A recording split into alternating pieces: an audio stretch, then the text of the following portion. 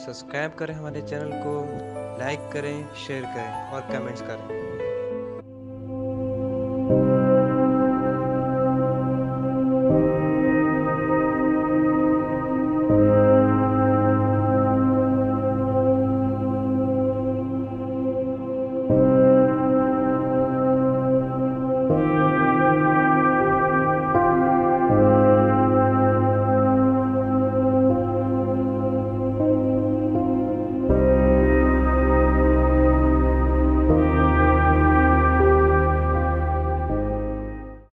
Subscribe करें हमारे channel को और बेल आइकन को क्लिक करना न भूलें ताकि आप देख सकें हमारी नई नई वीडियोस।